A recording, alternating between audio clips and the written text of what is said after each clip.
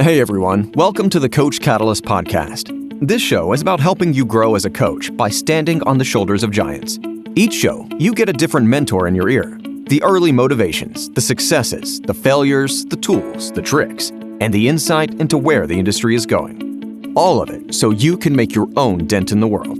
Remember, success leaves clues. Now, without further ado, on to the show.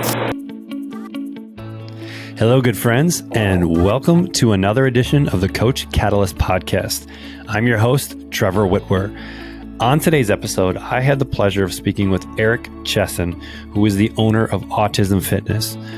Now, he not only works with clients one-on-one, clients with autism and other cognitive and behavioral disorders, but he also wrote the book, or really the certification on Autism Fitness, where he certifies professionals all over the world and teaches them how to work effectively with their clients that have these cognitive behavioral disorders, that have autism, that have Down syndrome, and really help them make fitness a part of their life.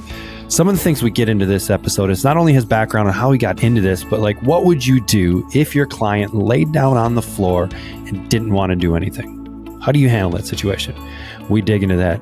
We talk about the certification, why he created it, why he was reluctant to create a certification. We talk about him being a T-Nation moderator. So if you're older than probably 25 or 30, you know what T-Nation is and you know all about the forums.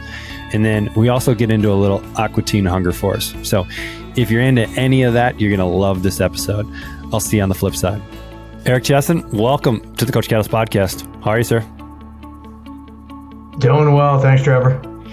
So, funny story. I was just in DC at a kind of a mastermind meeting and got to sit down with Eric and a bunch of other people, bunch of high-level business owners. And so during that meeting, I'm like, Eric, we got to jump on a call because or a podcast, because your story is just like way too cool not to talk about. And so for people that don't know you, you're kind of known now for Autism Fitness. But was that always the path that you kind of planned for your fitness career, or was it just like something that came about? I didn't even necessarily plan a fitness career. My undergraduate degree is in forensic psychology, which seems really cool until, undergrad is mostly general, right. General work. So it was mostly general psych, and I loved it, but I didn't really get into, criminal psychology and stuff like that in the undergrad. I guess it kind of started at, the origin story. And I think, the decades that I've been in this industry now, they're kind of, there are more than two, but I think there are two main origin narratives in fitness. There's had always been the athlete and then got into fitness as a profession. And then there was the not necessarily failed athlete, but the degenerating athlete tale or the out of shape tale, which was more mine. So I was the little league baseball star until like fourth or fifth grade, when the skill set kind of evened out. And then in middle school, because I was inactive, I really started putting on a lot of weight, really being sedentary. And then I don't know if I want to call it a hero's journey necessarily, but between junior and senior year of high school, I lost like 30 or 40 pounds, just, cutting down calories, having no idea what I was doing. I didn't have any guidance or anything. Cutting down my food intake and going into the weight room and having zero idea of what I was doing, but starting to strength train, if we're going to give a very liberal definition to that, and went on to really become enamored with leading a fitness lifestyle, again, all hashtags aside. So I knew I wanted to do something with that eventually. And when I started undergrad, I thought that I wanted to be a federal agent, which is why I wound up at John Jay College of Criminal Justice in New York City. And coming out of it, I really got into strength and conditioning and became a personal trainer and thought, well, I want to do something with fitness and psychology. So I thought, I'll become a performance psychologist or performance coach, or do something with sports psychology. And so I was in a graduate program for behavioral science and behavioral psychology. And I had a classmate who said, hey, I work in this program in Manhattan with teenagers on the autism spectrum, and we've never had a dedicated fitness program. And you are a fitness professional or personal trainer, I think she said, and you're in this behavior science program. So, what do you think? Would you be interested? And at that time I had limited experience with the autism and neuro-adaptive population, but it seemed interesting enough. So I started working with them, and that was the start of everything I did. And what's cool is I still get to, it's been 20 years now, as of this year, and I still work with that program remotely as well. Did you kind of know once you started doing it that, you got a ghost or a cat behind you? I love it. That is the dog. Oh, the dog. Yeah, I saw the tail.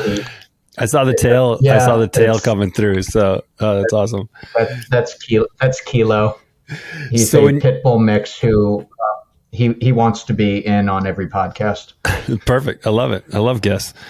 So did you kind of know right from the start, like after you got into it, was like, hey, like this is for me? Or was it like, did it take some getting used to in working with people you had never really worked with before? Yeah, that's a great question. At that point I was, we can call it disenchanted if we're going to be professional about it, with the graduate program that I was in. So I wasn't, it was the one time where I really felt lost with respect to what do I want to do career-wise. I still knew that I wanted to do something with fitness and something with psychology. So when I started working with this program, I said, this is it. And I recognized pretty early on that there was no blueprint for integrating fitness programming and best practices as far as adaptive and cognitive skills or education or support with the autism population. And the big thing there was no interdisciplinary model. And I realized, I don't know at what point, I guess there was a point where I was contacted by a behavior therapist who had read an article that I had written on, from my perspective, my limited perspective, these are what I see as the fundamental tenets or the foundation of providing high level fitness programming for the ASD population. And she had contacted me, and at the time, so this early, 2003 through 2004, she said, hey, I usually work in early intervention, which is 2 to 3, sometimes 2 to 5 years old. She said, I have these 2 12-year-olds whose cases I just took on, and I have no idea what to do with them. Do you think you can help? So that, I think, more than anything else, was maybe not the light bulb moment, but on the dimmer switch going from 2 to 5 of, there might be something to this. Right. So I started just taking on more one-to-one athletes, mostly working in-home. And the one thing I'll say, because I'll forget it later, is one of the things that I'm most grateful for is early on in my career, I was not working with highly motivated, extremely, I don't like to use the term high functioning because it's way more complex than that, but highly capable or independent individuals. There were a lot of behavioral considerations, a lot of cognitive considerations, and a lot of movement issues that needed to be addressed. So about 2 or 3 years in, between working with that original program and then taking on some one-to-one athletes outside of that, I thought, there's something here because no one else is doing this. And if they are, they're sure not putting out information about it. Right. So there wasn't a lot of information about it. So there wasn't like a career path, right? And so where did you go to find information? Was it like adaptive PE, or was it just like, hey, let's just do good coaching and see what happens? Yeah, it was weird. I was drawing mostly because, and I didn't figure this out early on, but then once I created the certification and once I was, or I'll back up, once I started speaking and writing about what I was doing, I was getting more and more contact from adapted PE coaches who were saying, yeah, what we're being taught, because my background wasn't phys ed and wasn't adapted PE. They were saying, yeah, what we get taught in school, like it doesn't really apply. And most of it at the time, I imagine it's changed a lot, maybe. Most of what they were getting was adapted PE for physical issues. So what happens if you have to do physical education for someone who is in a wheelchair, or what happens if you have someone who has cerebral palsy, but just looking at it from the physical perspective. Right. And so they would find me, an article I'd written or eventually my website or something else I had put out. And they said, yeah, we don't know the optimal way to program for this population, especially when we have, more than one in a classroom, or we have one who's being worked into a general classroom also. So all of these different situations. So I was drawing mostly from, my strength and conditioning background and saying, okay, well, if this is the fundamental basis of how you get somebody strong and moving better, then it stands to reason, or at least it stands to experiment, that if we're working predominantly with a lot of strength and motor deficits, which is what we're doing with the autism and neuro-adaptive population, that it's going to be mostly the same programming. And now I have this mantra of there's no such thing as an autism specific exercise. And it's true. You're dealing with a human being, you're dealing with human movement, albeit a lot more nuanced and a lot more specific, but it's not like we have to come up with a whole new realm of training parameters as far as the exercise selection. It's just how we implement it. So a lot of it was, my early influences. I found T Nation pretty early and actually worked for them for a short while as a forum moderator, which is another story entirely. But I found that early on. So a lot of my early influences were coaches like John Davies and Ian King, Pollock, like some of the, I won't say original, but some of the, early 2000, guys who are really known for strength and conditioning work. Right. Definitely guys that kind of weren't the bodybuilding type guys. They were more for like true strength and conditioning, movement, general population, just being a good athlete. Yeah, exactly. It's like from a general perspective, how do you get people strong and moving better? And how do you take those skills from a programming perspective and make it work? So that became my job, is how do I take this, which we know, the debate goes around, we know a lot about strength and conditioning versus, we know like virtually nothing about the human body. And I think it depends on what we're talking about. But what do we know? We know, I think, within a good, to a reasonable or beyond degree, we know how to get somebody strong, or someone in general population strong or stronger, or moving better. Okay, so how do we take those building blocks and apply them to a population to which they've never really been applied, because it's never been even a thing? It's never been a field. You talk about my, where you ask about my influence. It's like, I had to draw from different fields, because to my knowledge at that point, nobody was doing this. So I had to figure out, okay, how do I do this?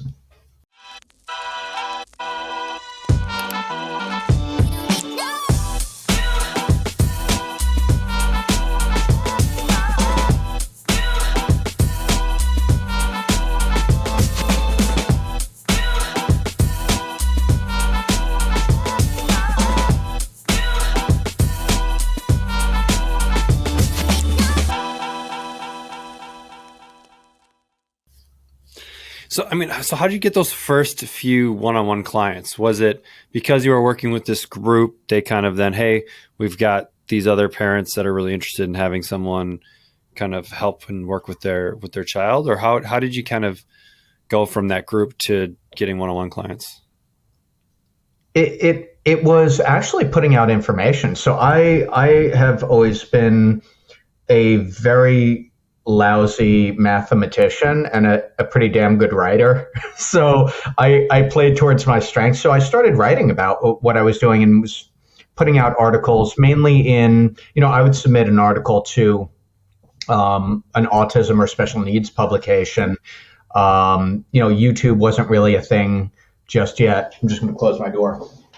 So it was not even, my earliest marketing wasn't even marketing. It was, I want to get, information out there, or I want to speak about it. So that's how it was, a combination of putting out information that interested people, because at the time, again, nobody was putting anything out about that. Or the stuff that was out there was all about sports. It's like, okay, how do we do adaptive sports? And from my perspective, I'm like, you don't. Like, it's not, most of the time it doesn't work. And if it does, to a minimal degree, and it's going to be highly specified, and I can get in, more into that later. And then it was word of mouth. Like, not only was I one of the few, if any, fitness professionals who was coaching and doing programming for the autism and neuro-adaptive population, but I was good at it. So were you really, even just starting out, I got better at it. Right. But do you think you were really good at just like, because you really didn't know what you're getting into, right? Like every person is going to be different. There's going to be different levels of function and ability. And so do you feel like one of your superpowers is just like being there and being able to progress, regress, adapt, get creative, find ways to make this work? Or did you come in with a plan right from the start? I think my superpower would be being able to adjust to something very quickly and figuring out what the most important thing in the moment is. So, and we'll definitely talk about this later on also, but the methodology that I designed is called the PAC profile. So you have physical, adaptive, and cognitive.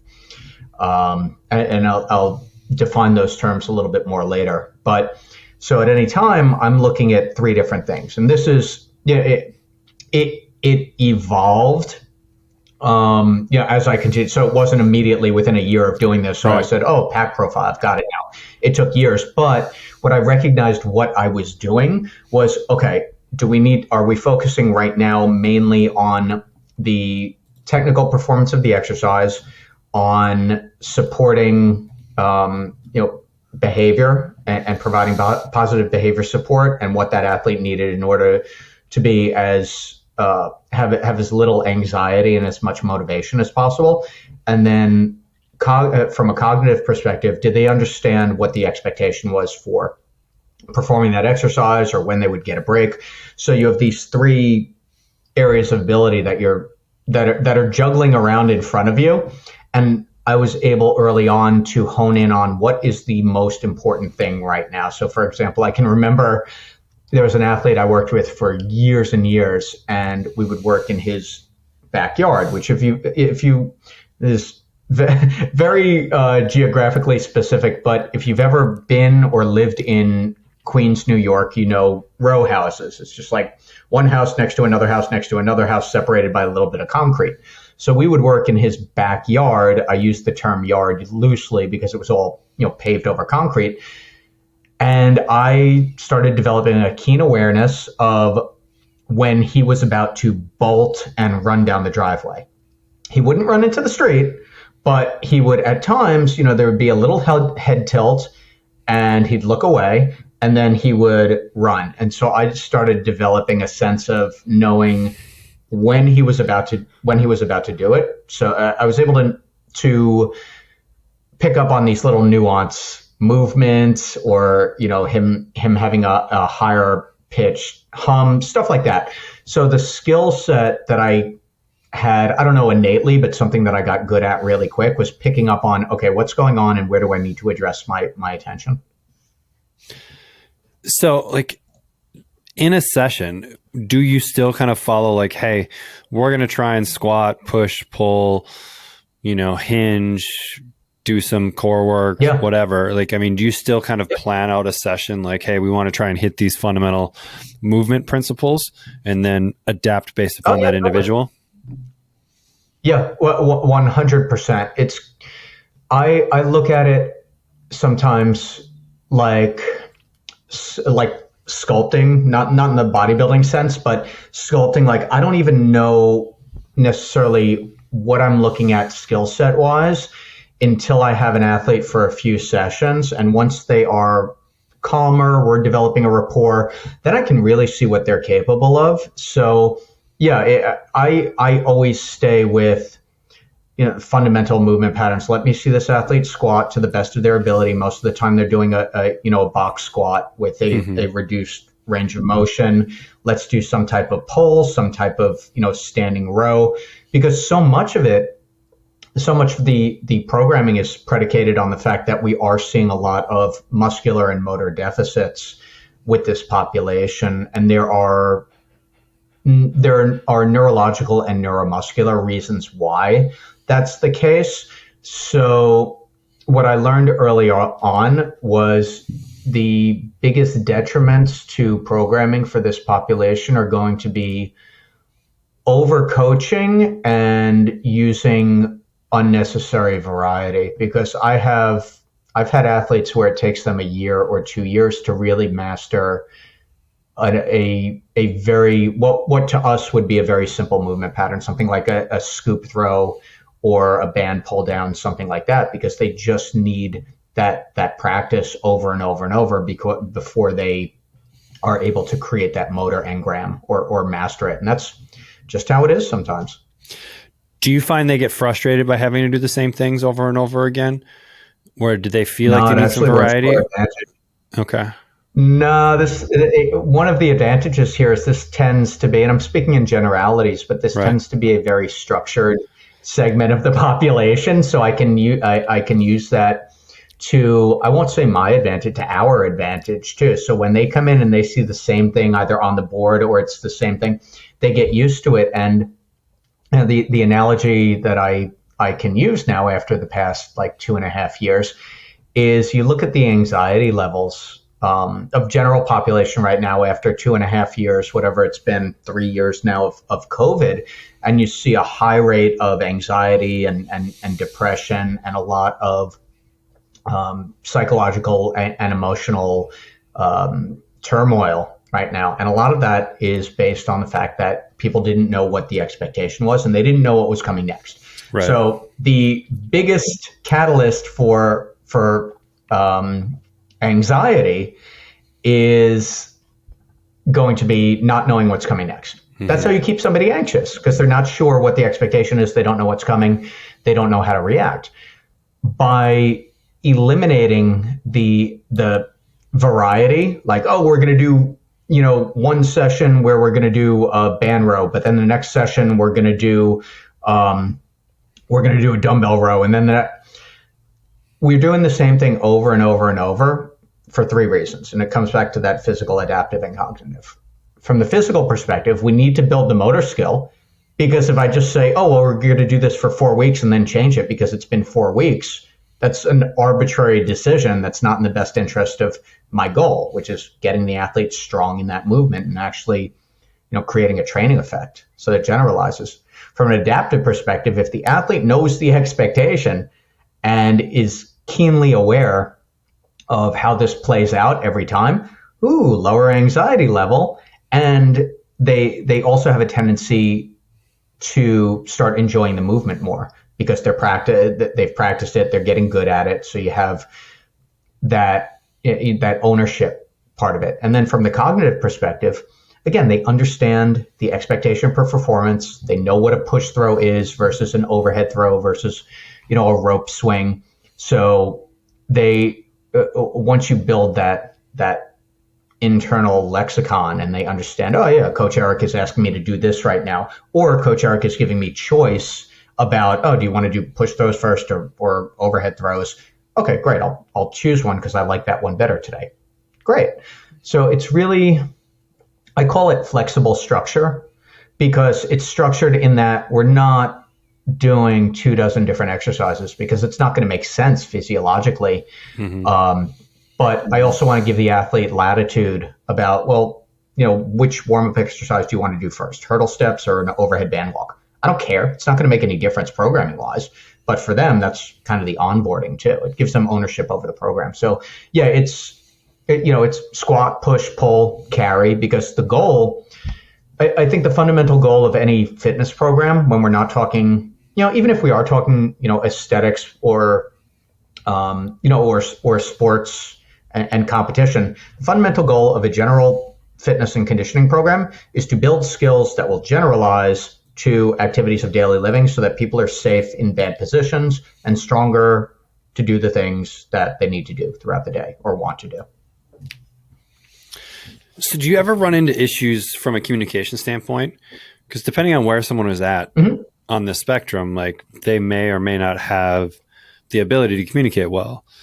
And so how do you get around inability to verbally communicate, and getting that, because feedback from a client is kind of part of the process and important. Are you getting that non-verbally and just kind of interacting, or do you have other strategies that you use to get that feedback? Yeah, that's a great question. Sometimes someone will ask, "Oh, do you have any,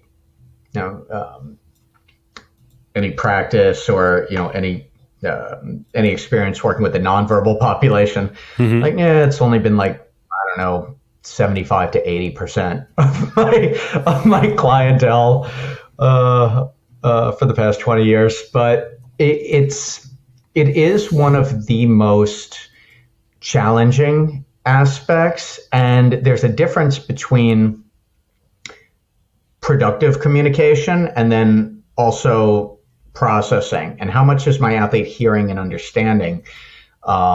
And how much information are they able to give me? Is there a processing delay? Meaning I'll give them a verbal instruction and it's not that they can't do it. It's not that they don't want to do it. It's that they need an extra, 8, 10, 15 seconds before they go and do it. And I've had some fascinating situations where I've had an athlete delayed like a minute or 2 minutes, which sounds really short, but it's really, really, really long when you're waiting it out. And then they finally do the thing that you asked them to do like 2 minutes ago that you forgot about.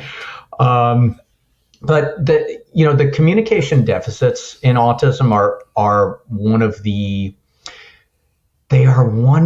clearest challenges and one of the most common challenges that we have in the neuro-adaptive population. So then the question is, how do we develop a rapport? How does that athlete give me information that might be pertinent to their experience, to my experience, to our experience in the session? And what I've learned is it just takes you need a few sessions, because initially there will be things about an individual that you will not pick up on, because it's almost sometimes, once I'm familiar with some of the behavioral nuances that they have, then I start learning about their personality too. And then I start learning about kind of their social pacing, if that makes sense. And then I can start speaking towards and coaching towards what I think is going to work for them. So that might be shortening my sentences. It might be giving them an extra 5 or 6 seconds before they initiate an exercise. It might be, I had an athlete 2 hours ago who he needs breaks that are a lot longer than someone might ordinarily need between sets, because it allows him to decompress a lot. And if not, then we're going to see some, behavioral escalations that are going to upset him, and they're going to get in the way of us having the best experience too. So when you have a nonverbal athlete, it's figuring out, how do they communicate? Also, is it with, a visual schedule also? And also, how are they receiving information? Because you can have a nonverbal or a limited verbal athlete who understands every damn thing you say. And initially, like, I don't have a magic wand, so I don't know that immediately. But give me, 4 or 5 sessions and I'll figure it out. So do you bring in the parents as well when you're working with an athlete? Or is it really strictly a relationship with the athlete and you as a coach? Yeah, it's a great question. I want the family to be involved. I don't necessarily want them to be involved in the session itself. Of course, in the first session or two, I want them to make sure. I want them to evaluate me. I want them to make sure that their son or daughter is safe, that they understand that I'm going to carry a very professional session, that I'm comfortable. A lot of parents are nervous that I'm not necessarily going to be comfortable with their kid or teen or adult. And once they once they see that that this is my area and that everything's cool, usually the next question is, oh, is it okay if I step out, or is it okay? And they're like, yeah, go. Because oftentimes, kids are always, and when I say kids, adolescents, teens, adults, they're going to be different with parents and family members than they are with me. Right. Or a different professional. So when the question comes up, how were you able to do that? Well, number one, because I'm consistent, but number two, because I'm not mom or dad. Right. I'm coach. It's a different relationship. Right.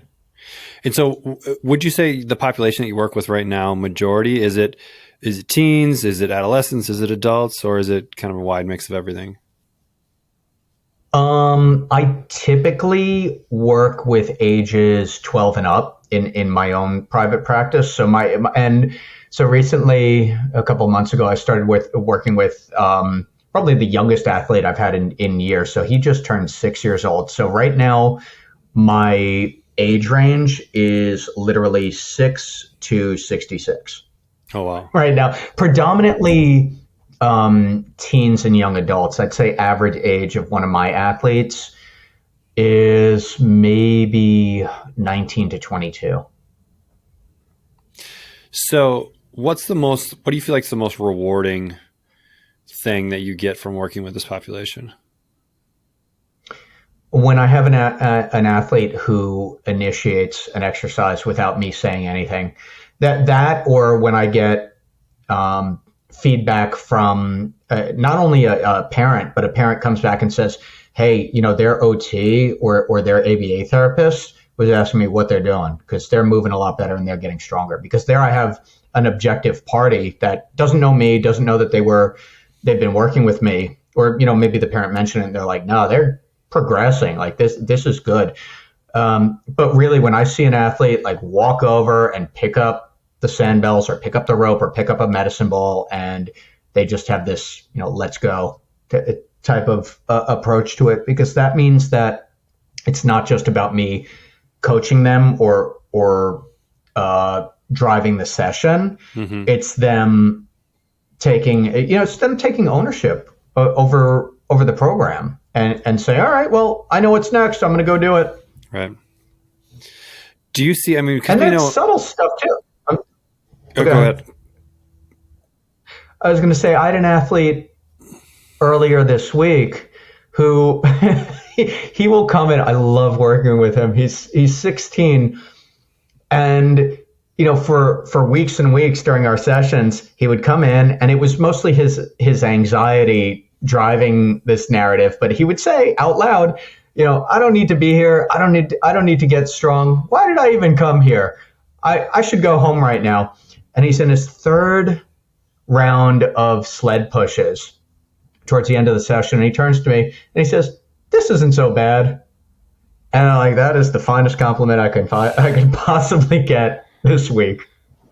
As a coach that runs challenges, I needed my life back.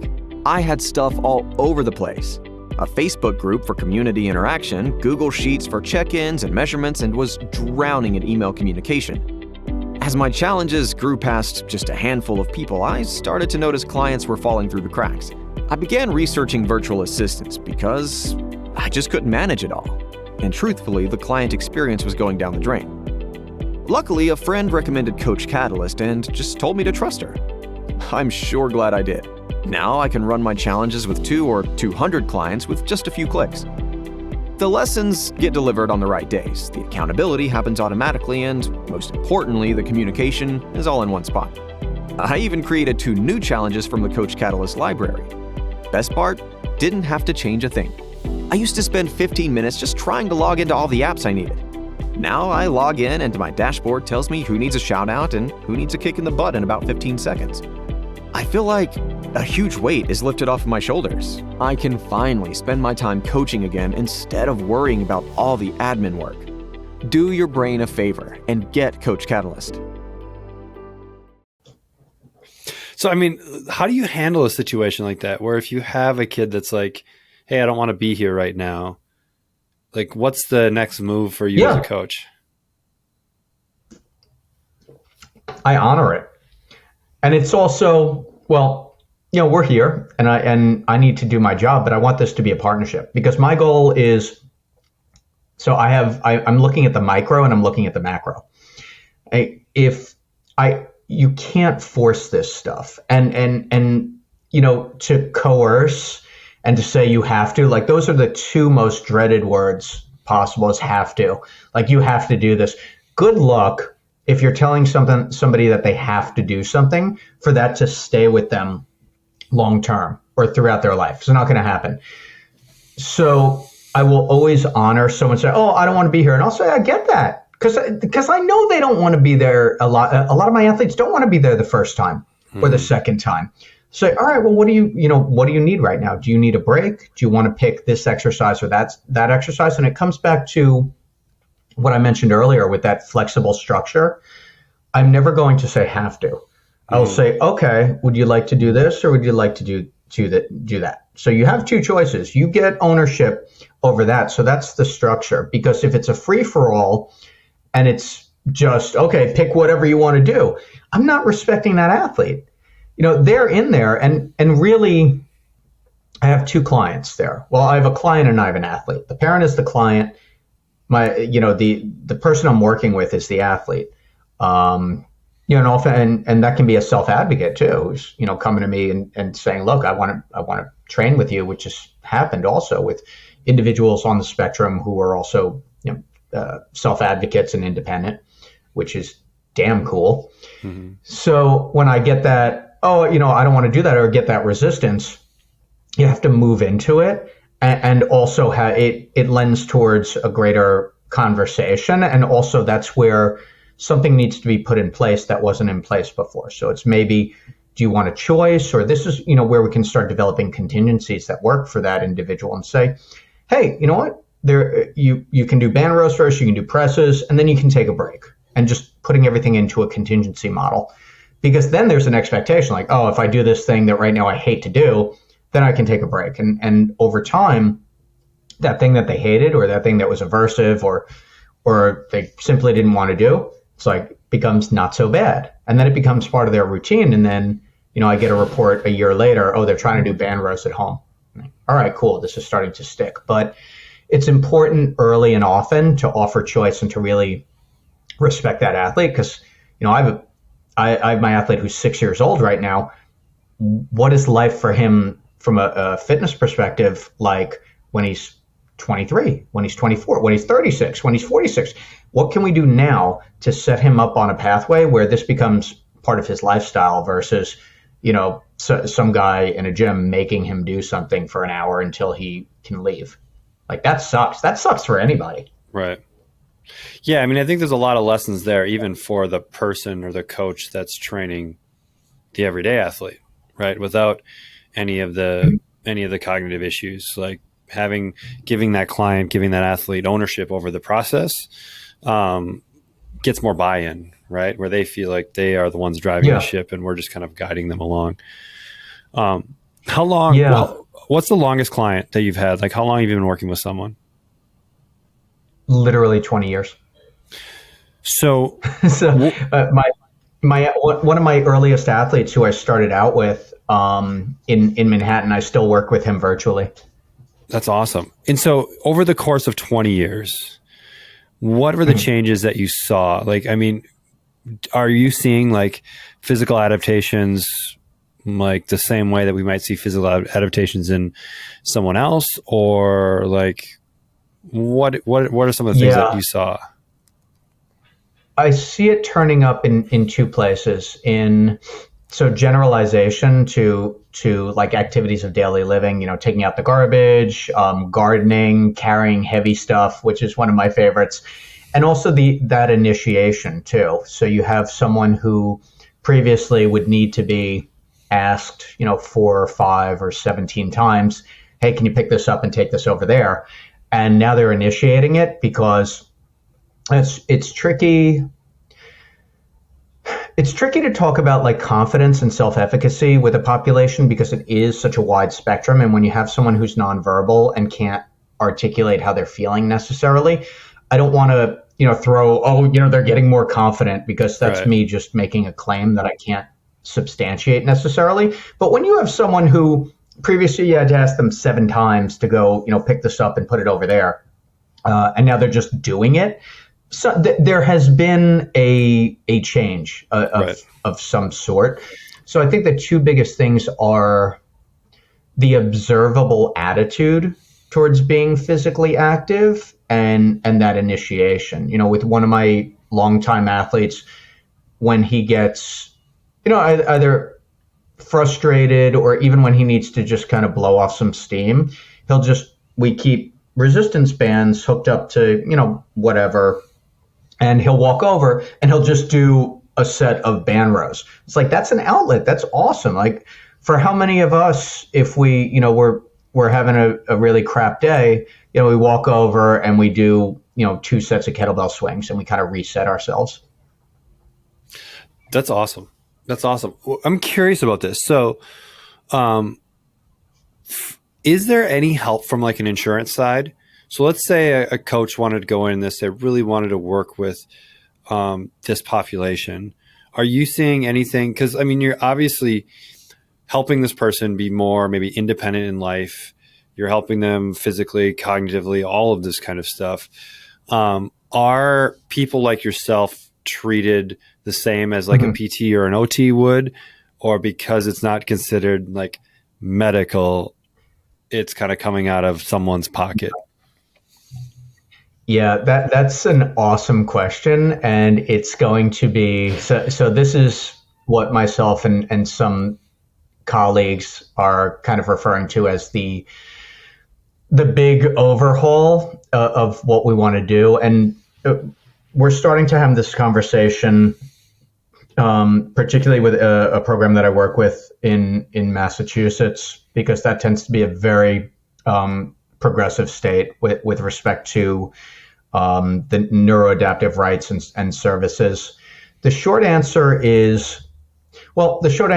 The short answer is insurance generally will not cover individual personal training, but there are caveats to that. And here's where it gets interesting.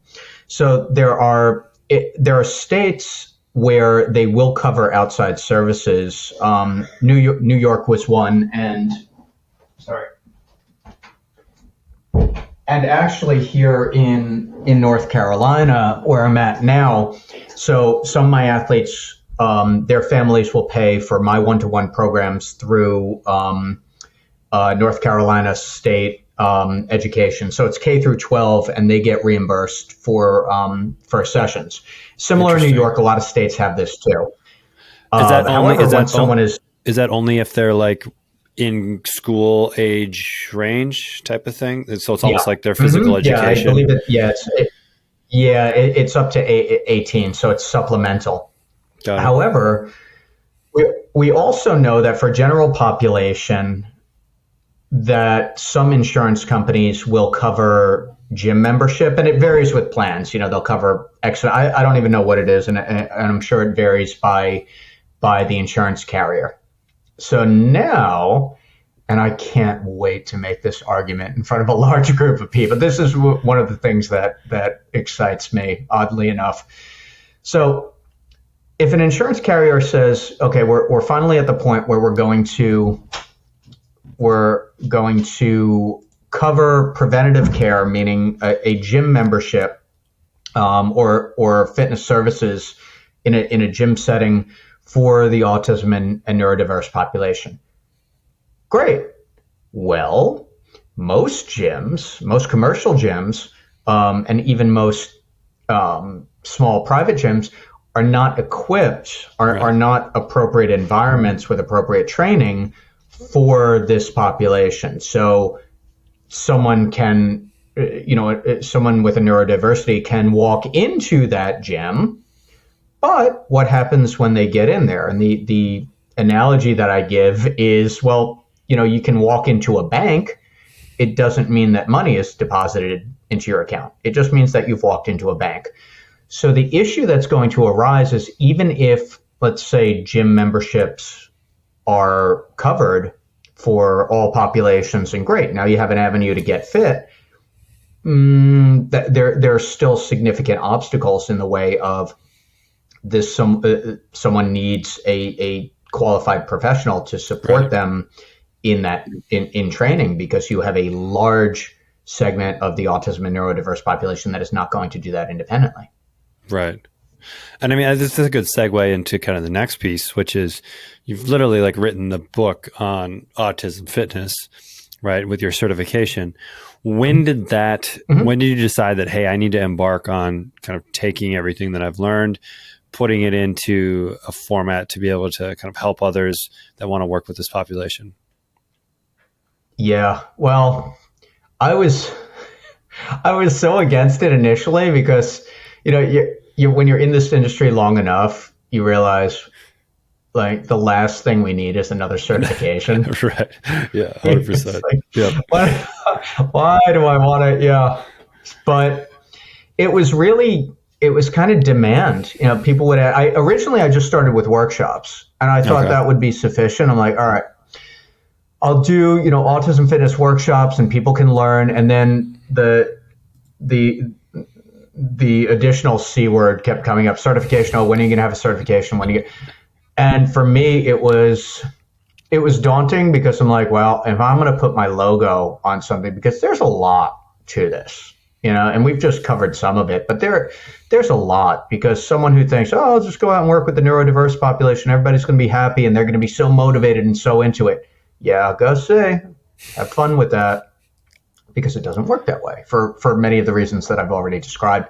So with the certification, I knew that it had to be really comprehensive, and it couldn't just be like, oh, I'm just going to teach you the exercises and you figure out the rest, or, oh, I'm just going to teach you about, positive behavior support strategies. And then, so it needed to be, all encompassing with the PAC profile, and understanding not only the exercises, but how do you progress, and more importantly, how do you modify them and simplify the challenge level so that you get good performance? Because, an exercise is a tool.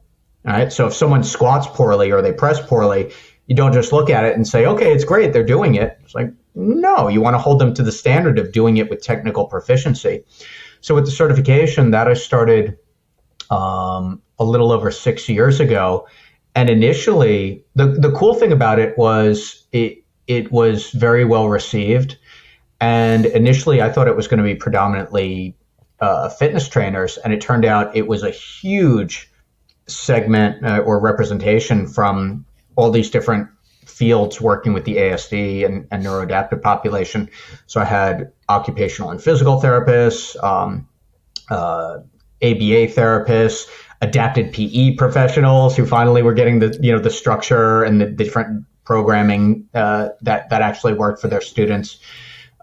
Speech pathologists. I've had a couple of developmental psychologists go through it, and then, parents, which has been awesome, because you get a parent who is super dedicated and driven to provide this for their kid, and, watch them go.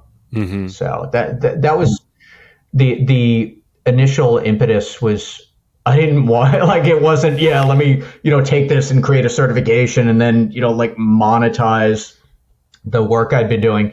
It was reluctance to do it. One, because again, the whole certification thing, and I think a lot of the connotation of, oh, it's another certification. And I didn't want people to just say, well, I'm Autism Fitness certified, I can go. You really need to know your stuff if you're going to do this, or you are going to figure out really quickly that you are, you're overwhelmed. And that doesn't, when I think about certifying someone, it's not even them I think about. It's about who are they going to bring this work to. And if I am going to do this on behalf of the population and their families, then it needs to be held to a really high standard. So did you sit down and just like hammer it out over a few months, or was it kind of like a little bit here, a little bit there?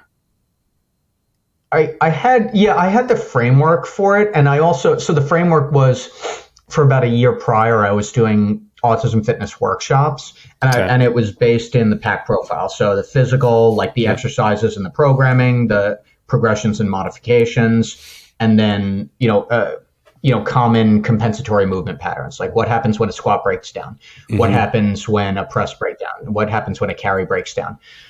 Which was important later on too, because when you get someone who comes in with, a speech therapy background or an ABA background, applied behavior analysis, they're coming in with, knowledge and expertise about autism or cerebral palsy or Down syndrome or any other neurodiversity, but their information about, what constitutes a good fitness programming and exercise selection, all these things, is very limited because they're coming in with a specialty, but not a generality within the specialty.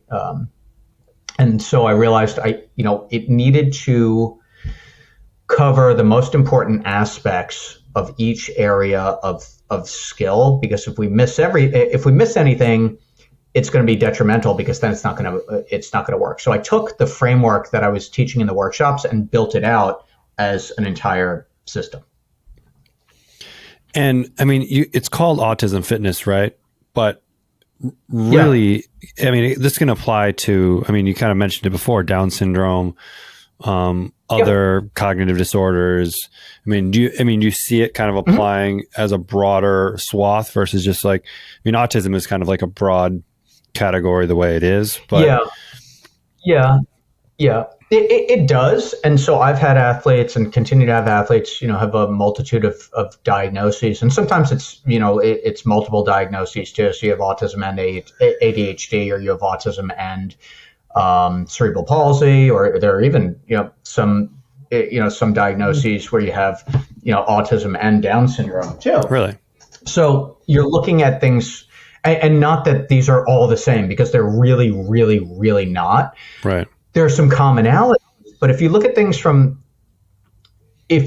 from the perspective of taking principles and applying to them and applying them to situations, like the way that we're going to respond to a situation with somebody on the autism spectrum might be a little bit different than we're going to respond to somebody with Down syndrome. Also taking into account that you're dealing with, a living, breathing human being who has their own personality and their own, way of communicating, or their own way of functioning too.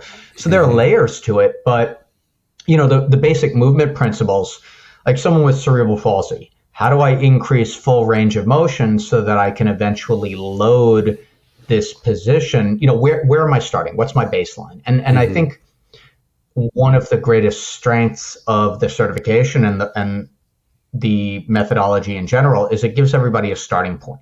Mm-hmm. Because the question is like, okay, where do I start? I have someone who is, lying on the floor, refusing to get up. I don't even know what they can do yet. They don't want to engage. How do I start? Right. Like if we don't have a starting point, we don't know where to go. If we don't have a baseline, then we don't set goals. So you need to have a starting point in order to do anything. So identifying what's going on physically, adaptively, and then cognitively is going to give us a starting point, and then we can start addressing, whatever we need to address first with an athlete. So do you use this PAC profile as, is it just kind of almost like an overarching principle on everything, or is it more for the assessment process, or is it? No, it's the overarching principle. Actually, the one thing I remember as far as like the inspiration for that. So I went to one of the first FMT,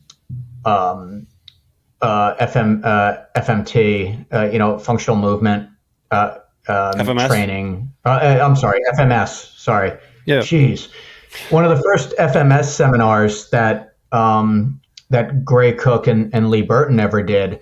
And, we're going through the exercises and I realized, there's a barrier to my athletes' ability to even do the assessment stuff, like to have them lie down and do, an active straight leg raise or, the Right. overhead squat. These are, I have significant obstacles here towards them being able to do it. So, what can we put in place where I can assess an athlete with exercises that can be not so much progress. They can all be progressed. I mean, I think anybody in the training industry knows how to progress a squat and knows how to progress a press and knows how to progress a carry or, push up or whatever.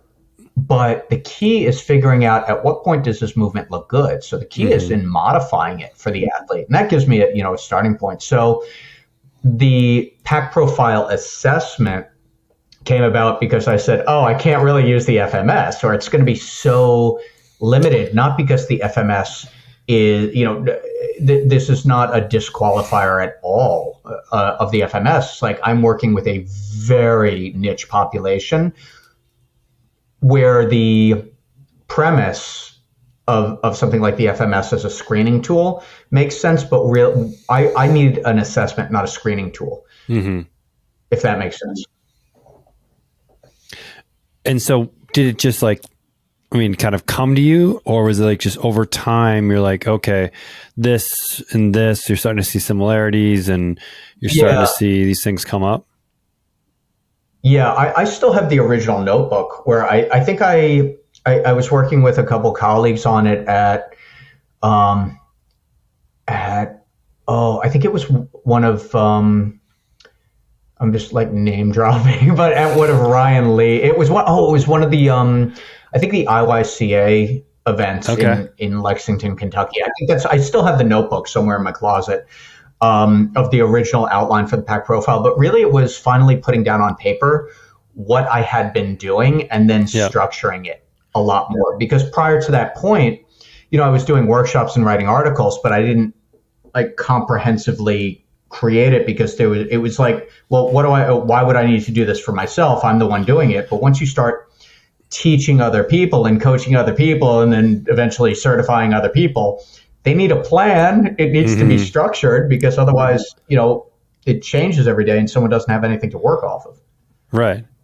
So I'm just curious. So you mentioned the scenario of you have an athlete that's on the ground, doesn't want to move and doesn't want to participate. Yeah. How do you handle that situation? How do you coach it up? Oh, 3 magic words. Let's try this. So, the key is to find a point of contact. So you can have an athlete who is on the floor outright refusing. And number one, I want to respect that. The worst thing to do is to undermine or disrespect their position. When someone says, "Oh no, this is going to be really fun. You're going to have a great time." You can say that to yourself as many times as you want, but that's not the case. Clearly, this individual is not having a good time right now. But there's a balance between respecting that individual, but also introducing the fact that there is an expectation here. So we may not start with a full-on medicine ball push throw, but I can start with the medicine ball just handing it back and forth to them. Or I can start with putting the medicine ball next to them and saying, "Hey, you're sitting next to the medicine ball. Great. That's awesome." And then waiting and seeing, can I actually, put the medicine ball in their hands? And this seems it seems ridiculous when I'm explaining it, but I've had this play out so many times, and I've had other people who I've trained or who have been certified have to do the same thing. And they're like, it works. Because some athletes will also, sometimes I have a good amount of information on what's going on for them in other environments, and they're not stupid. That works if they can lie down on the floor and not have a demand, come into their presence. Well, they can wait it out. But I've had plenty of athletes who I thought it was going to be a much longer process, but as soon as they figure out, like, oh, I can't just lie on the floor because this guy is just going to keep asking me to do stuff nicely, but keep asking me to do stuff, I might as well do stuff. And then it just happens, because I'm not giving up on them. And then they realize, oh, like he's like, this is not actually a break. He's still asking me to pick up the damn ball. Oh, that's awesome. Do you have any like clients that are super memorable or situations that were like, this is the craziest thing that you were able to kind of get through? And God, plenty. Yeah. I've had plenty. I've had some athletes who are, let's see, if we look at some of the behavioral abnormalities, some athletes who will attempt to, eat things off the floor, and some athletes who will attempt to escape the room. Yes. Okay. So Adam, who I worked with years ago, he would become perseverative about natural disasters. He wasn't afraid of them. He would become obsessed with them. So, and I worked it into the sessions also. So he would ask me, what happens if a cruise ship goes into a volcano? I would just say, well, that's a really good question. I'll answer that after you're done with this set of band walks. And then, so just build it into the session. And there are still many, even my wife and I will sometimes walk around the house with quotables from some of my athletes. One of my favorite all time was my athlete, Chris, who, when he didn't want to do something, he would just throw down and say, no, thank you. And like the thank you part was optional. Like it was no thank you meant, yeah, you can go F yourself. And then when he would become really anxious, he would just yell out, Mr. Rogers' Neighborhood, which I think was his, to this day, I still speculate about it, but I think it's his way of calming himself down. Like, okay, Mr. Rogers' Neighborhood is something I like, so I can self-talk. So, I'll walk around the house and, if something is pissing me off, I'll just throw in a Mr. Rogers' Neighborhood or a no thank you too. So it's extraordinary how they, someone who has limited verbal capacity will use something that they can, that they've picked up in order to convey as best as possible what they mean or what they want. Mm-hmm. So yeah, Chris and Adam were favorites. Adam would come up with some, he would just be laughing hysterically while he's doing an exercise, asking me about tornadoes and volcanoes, and every once in a while like a dinosaur thing would pop up. That's awesome. So yeah, what type of, if a coach is thinking about going into kind of working with this population, outside of getting certified and really finding out about it, are there other good ways, do you think, for them to see like, hey, could I handle this? Like, could I, some people I don't think wouldn't do well in these situations, or don't have maybe the self-awareness, maybe the patience to be able to kind of like go through it. So how would you advise a coach that's maybe interested in this field? That's a great question. I would say do some volunteering first, or ask, find a local behavior therapist and say, hey, I'm thinking about doing this. Can I observe? But volunteering with some autism organizations, and to your point, it's a really good idea if you're not familiar to try it out first. I've had very few people, other than students who are just starting out their careers, but very few people who are not already involved with the autism and neuro-adaptive population who have wanted to take the certification. And I also set it up in a way where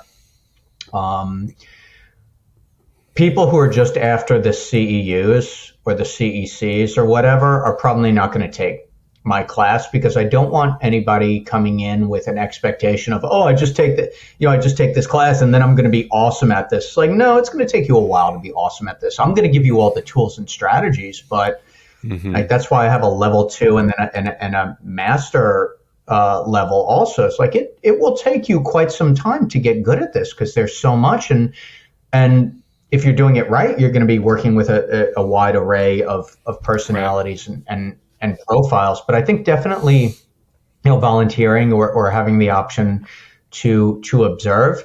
And again, to your point, it's not for everybody. And I'm not, like, my vantage point and what I'm trying to get across is not, every coach should be working with this population, and everybody, stop working with your pro athletes and start work. That's not it at all. I think that a small percentage of the training population, it has the capability and that subset of skills, the patience, having a keen eye for movement also, and really having empathy too, the practice of empathetic coaching as much as possible. Like, okay, I know that you're stressed out right now. How do we, de-escalate? So it's not pushing our will, or what we want to do. Like, you cannot ego coach with this population. It's just not going to happen. As a gym owner, Coach Catalyst is the key to having low turnover. For several years, I struggled and spent 10 to 20 hours a week communicating with clients via phone calls, Facebook Messenger, email, and text messages. I had tried everything to make my life more efficient. I was at my wit's end. And then I found Coach Catalyst.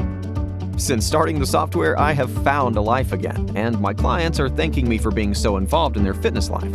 I've cut my daily commitment to interacting with over 300 clients to under 15 minutes a day and have streamlined my 6-week challenges. I couldn't recommend it more. I just don't know if I would even be here today if it wasn't for Coach Catalyst. If you don't have an account already, you're missing out and not helping the people you could be.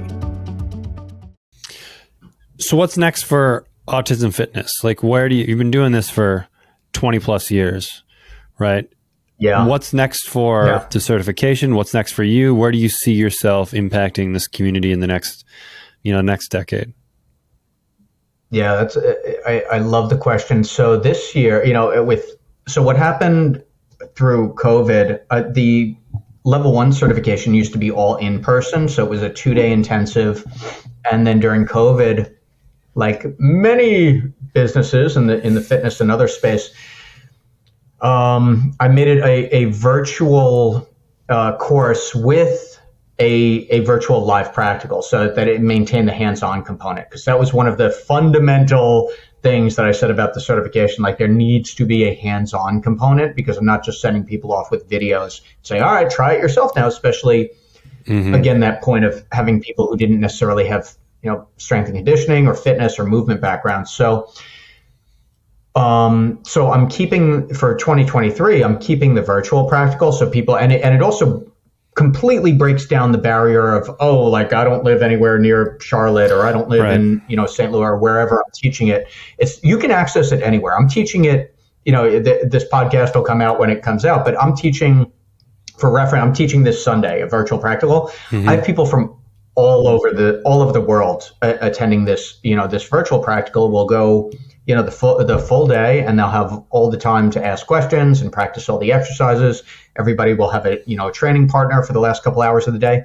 Now in 2023, I'm starting up the in-person practical again, but people have the option. They can do the virtual or the in-person.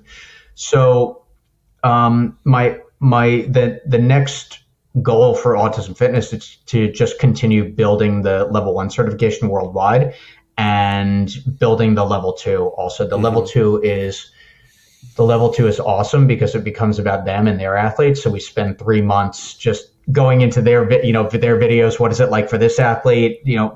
Coaching, being able to we develop public speaking skills, and how do you give a workshop? I had someone last year, one of my level 2 coaches, as she was doing her level 2 certification, everybody has an independent project.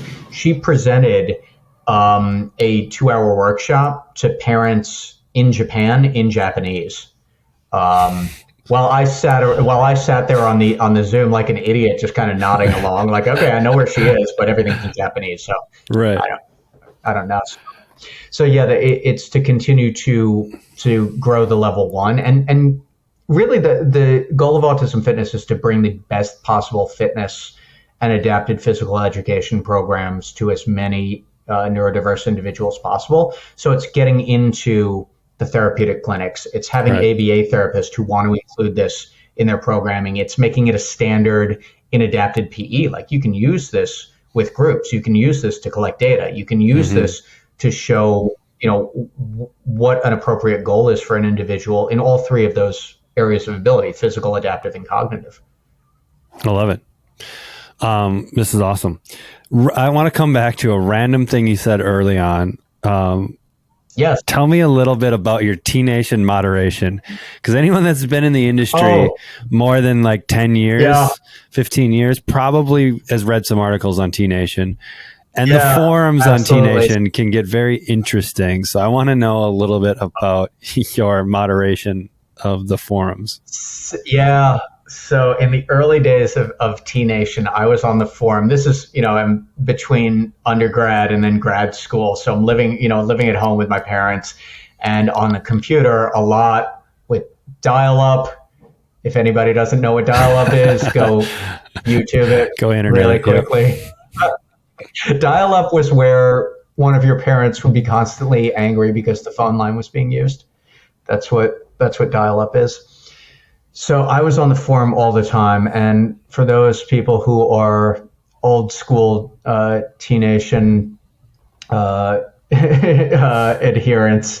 I was on the phone. I was on the forum as Monkey Boy Eric, so it was always MB, and I was on there so much that at one point, Chris Schugert, who was one of the editors and still is part of the organization, said. He reaches out to me, and I must have been 20 years old at the time. And he said, "Hey man, we need a new forum moderator. And, we were thinking about hiring you." And he gave it they were very generous with what they were offering. Plus you got the box every month, which was a box of whatever biotest supplements you wanted. Nice. It was pretty sweet. He said, but, Tim Patterson, who's CEO, he said he wants me to make sure you're cool. So is it cool if we fly you out to Dallas? He's going to put us up at the Four Seasons, and we'll hang out for 2 days and just do whatever. And I'm this 20-year-old kid living with my parents in an apartment in Long Island. I'm like, okay, Mom, what's the Four Seasons? Texas. Right. That's fancy. Okay, cool. Will they have steak? So yeah, I got to do that. So I moderated the forum I think I did it. It wasn't that long. It was maybe for a year. But they were, really cool experience, and I got to say I did that. So yeah, I have a forever linked relationship with T-Nation. That's awesome. I know how the older generation, so I'd say even probably 10 years older than me, they kind of talk about the bodybuilding magazines and that kind of stuff. That's kind of how they learned stuff. But if you were born in the 80s, then you kind of talk about T-Nation, where you kind of learn everything because the internet was now becoming a thing, where probably the kids that are just getting industry now are probably YouTube and wherever they learned about the industry. But yeah, TikTok. We're probably still maybe 5 years out from TikTok. But I'm sure we have influencer versus coach. Right. That'll be the. You got to be in the industry for a few years to get called coach. So right. Yeah. Cool. So I've got some kind of rapid fire questions. Let's finish up with, and then we'll send you on your way. So really important question: taco, burrito, or quesadilla? Got to pick one. Taco. Absolutely. Taco. Interesting. Taco isn't a big. It's on this question. I've asked a lot of people, and taco isn't. Tacos are interesting though. Really? Next one. I feel like a burrito is unwieldy. You said a burrito is what? Unwieldy. There's too much flop with a burrito. I like to have control over the taco. But anyway. Hard shell or soft shell if you pick a taco? Soft shell. Soft shell. Okay. I like it. Yeah. All right. Next one here. If you could live in any cartoon world for a week, what cartoon world do you choose? Aqua Teen Hunger Force. Why does that not surprise me? That's Good. I'm glad in our limited time together you figured that. Yeah, that makes total sense. And the only reason I really know about Aqua Teen Hunger Force is I had a really good buddy in high school, and he was obsessed with Aqua Teen Hunger Force. And so by association with him, I got plenty of episodes under my belt. I'm glad that you deeply understand the reasoning. It's a special type of humor, for sure. Yes. All right. Best thing you've purchased that for $100 or less that has had a profound impact on your life or has just provided exponential value versus what you paid for it. So around $100 or less. Anything coming to mind? Around $100. Any purchases? Less. Yeah. Oh, this is a tough one. I'm just like looking around. I know. Like, sometimes I'll say like, oh, I'm a minimalist, but then, I try to only buy stuff that I really am going to use. I would actually say, I don't even have them right now, but Bluetooth headphones for when I'm doing calls, because I like walking around when I'm on longer phone calls. Yep. So I think those, and the damning thing is that 32 or 33 minutes after we're done with this, I'm going to think of something. That's all right. Oh, you know what it was? And I bought it years ago, and this sounds ridiculous, but I like handwriting my own training programs. Okay. And I bought waterproof. I know this is going to be like, nobody is going to relate to this, but I bought waterproof notebooks so that when I sweat on it, it doesn't cause the ink to go all over the place. So, yeah. Do you write workouts while you're working out, or are you just like a sweaty person I have it in general? Right now, and I write in all the sets and reps and weight and stuff. Okay. And you just sweat on it? Like you just like sweat on your pages? Sometimes. Sometimes there's an errant drought. I mean, look at me. There's not exactly a lot of hair to protect sweat. Right. I like it. Awesome. All right. Last question. If you could have dinner with anyone on the planet, past or present, who would you like to break bread with and have a conversation for a few hours? Oh, man. There's another one where I'm going to... there are so many different options, and it's so really the question is about whoever is like, it's like whoever's name you passed by recently. There's this author, Donna Tartt, and she's won.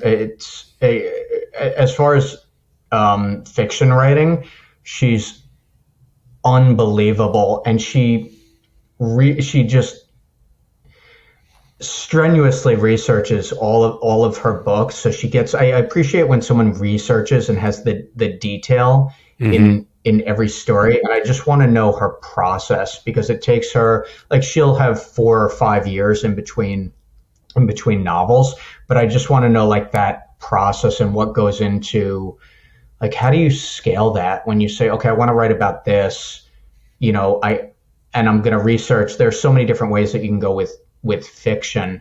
So I'm just fascinated with her writing process. Do you have any of her books that are your favorites? Yeah. The Goldfinch is phenomenal. And I have all of her stuff. The Goldfinch, The Secret History, and The Little Friend. Okay. And you said her name is Donna Hart? Tartt. Taart, I believe. Okay, cool. Yeah. Nice. I love it, man. Well, appreciate you hanging out with me for a little over an hour and sharing your story, and you're changing a lot of lives, and I think this is awesome. Thank you, man. I appreciate it also. I always appreciate really good questions also, and definitely provided that in abundance. Good. And the fact, extra points that you get the not only Aqua Teen Hunger Force, but why would I want to live there for a year? Not that I want to live in the fabled suburbs of New Jersey, but there would be. I mean, Meatwad he's an entertaining fellow. Yeah, and my close second to that also would be Drawn Together. Okay. Which, I'm not if you've familiar with never that seen, that was few seasons on Comedy Central. I would definitely look that one up too. So if people want to find out a little bit more about you or dig more into Autism Fitness, what are some good places on the internet, non-dial-up, that they can go to? Well, Trevor, I'm glad you asked. Autismfitness.com for everything about the certification or how to get a hold of me. And then on YouTube, on Instagram, on Facebook, if it still exists once you publish this, it's The Autism Fitness. LinkedIn, you can go to to Autism Fitness, or you can find me, Eric Chessen, on LinkedIn also. Cool. All right, brother. Appreciate the time. Man, appreciate your time. Thank you very much. Thanks so much for listening to another episode of the Coach Catalyst podcast. If you are a coach looking to do more for your clients than just workouts, give Coach Catalyst a test drive. Try it for 14 days. Jump on call with your personal strategy coach, Ashley, and see how easy technology can be, all for free. Tell them Trevor sent you. Until next time, keep changing lives.